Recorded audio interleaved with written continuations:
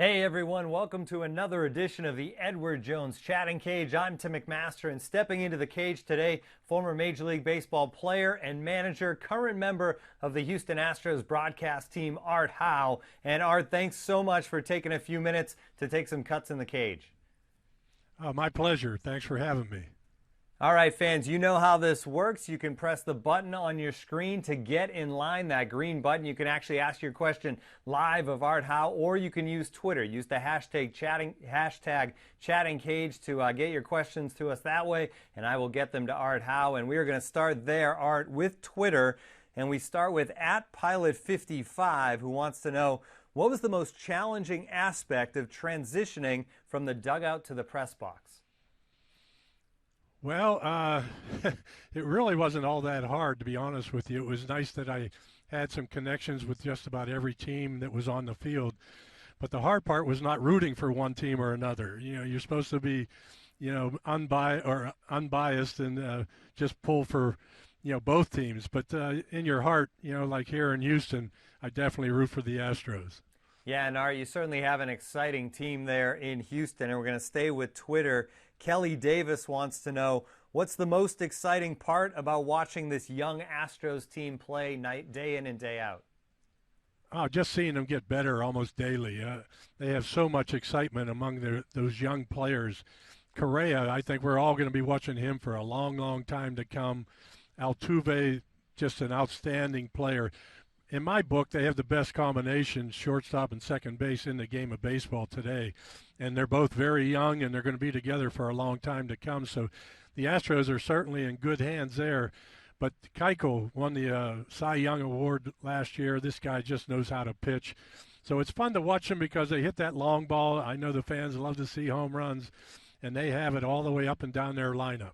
Yeah, and they play in a great ballpark for that as well in Houston. And we saw this team get to the postseason, obviously, a year ago, and they look like they're geared up to make another October run this year. All right, you can get in line. You can get your own questions into Art Howe, just like this fan who joins us now. Tell us what your name is, where you're from, and what your question is for Art Howe.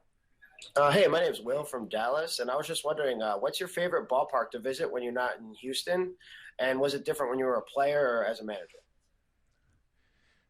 Well, my favorite ballpark I always loved was Wrigley Field. First of all, back when I played, we always played in the daytime, and that's what I always felt baseball should be played. But Wrigley Field was my favorite because it also reminded me of a field that I grew up with, and that was Ford Field with the ivy on the walls. But Wrigley, the fans just seemed to be right on top of you. They were very energetic, but that was always my favorite ballpark. As far as weather, it has to be San Diego. Every day was the same, beautiful, and it's kind of spoiled you. Yeah, and the Astros don't get to go to Chicago to play at Wrigley as much as they used to, Art, but maybe the World Series this year. Who knows? A lot of people have kind of picked both of those teams, so we will see how that plays out. We're going to go back to Twitter now, and Bill Staples Jr. wants to know, why have so many former Astros become managers? And then he adds, perhaps Bill Verdon's influence. It could be. I think we learned the fundamentals of the game. He really harped on that, showed us exactly how to play basically small ball and how to win close ball games. We had great pitching staffs here when Bill was here, and we all really became students of the game, so to speak. We learned how to play the game the right way, and he definitely was a reflection of that. I mean, he showed us exactly how to get it done, and we're all very thankful to have played for him. Yeah, and a lot of guys have moved on to that managerial career, like we said. This is the Edward Jones Chatting Cage, where you can get some FaceTime with your former players, broadcasters like Art Howe today, and we have a fan joining us right here. Can you just tell us your name, where you're from, and what your question is for Art Howe? Sure. My name is Eric. I am from Houston, but live in Austin now. And Art, first base is a really underappreciated position defensively. I'm wondering what you think of Tyler White's defense and how he's playing over there. I think Tyler White has fit in very nicely with this club. First of all, he's probably the biggest surprise on the team offensively, the way he came out of spring training and just been hitting up a storm with the long ball, which people didn't think he had the ability to hit a lot of home runs. Already has 4, and he's really swinging the bat well. But first base, he's played extremely well. Playing third base as I did when I played, and I moved over to first. He's a good infielder, and he's really helped the other guys as far as digging balls out of the dirt. It still takes a little time to react to balls to your right, which ones you should go for and which ones you let the second baseman play. You should get in the habit of checking where he is before the ball is pitched. But he's done a great job, and I'm sure the Astros are very pleased with him. Yeah, he really certainly was a surprise, Art. I know a lot of people are expecting to see A.J. Reed at some point at first base, but Tyler White came up first, and he has certainly filled that role and done a tremendous job. It's now time for our EDJ question of the day. And Art, our EDJ question of the day today is, what was it like playing for your hometown team, and that, of course, the Pittsburgh Pirates? Well, it was a thrill. It was very nice to be able to play at home, sleep in your own bed. But the problem was when I played there, I don't know if a lot of people knew I was from Pittsburgh, but I really enjoyed it. It was tough, though, leaving tickets. All your high school buddies, all your grade school friends, everybody's coming out of the woodwork asking for tickets. But it was very, very comfortable to play there, and I got to play with a tremendous ball club. So it really made everything just sweet.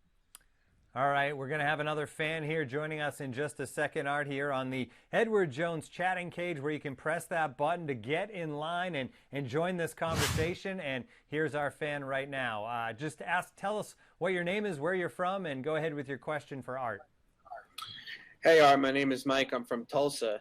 What will it take for the Astros to take a step further in the playoffs this year?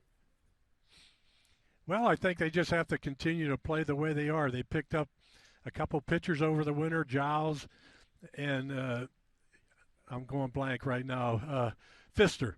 So they picked up two quality pitchers to add to their staff, and I think that's about all they really needed to add, as long as they continue to swing the bats the way they're capable.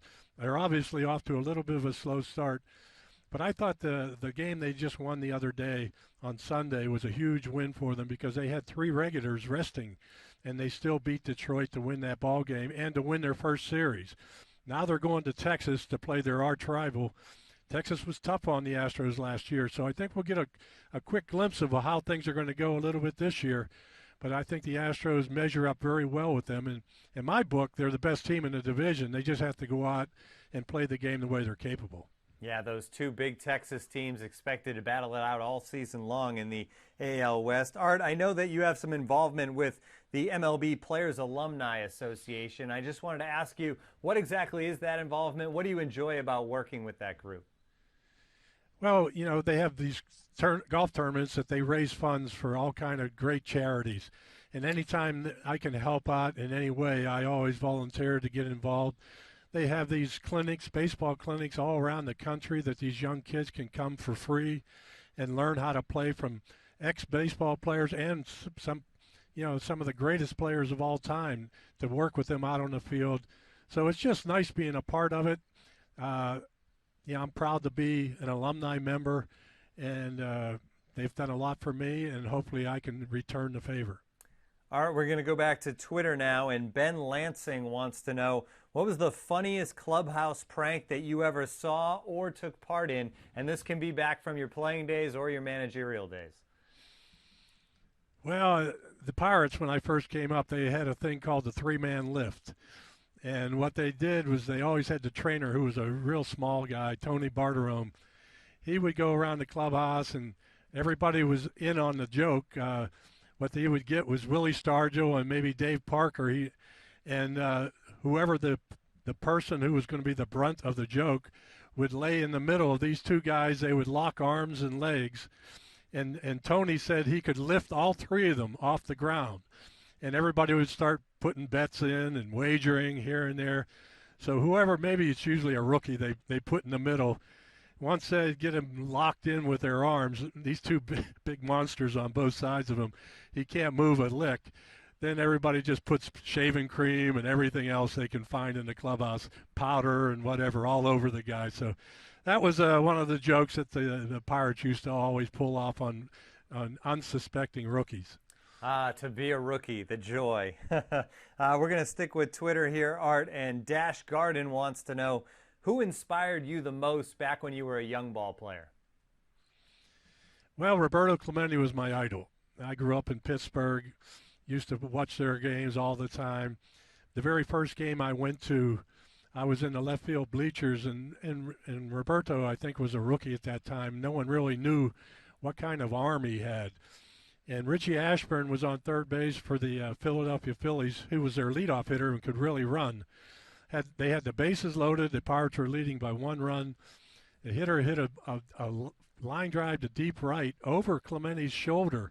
He caught the ball with his back to home plate, spun around and threw a BB to the plate and threw out Richie Ashburn to end the game. It was just unbelievable. The place went crazy, and that's when I fell in love with him.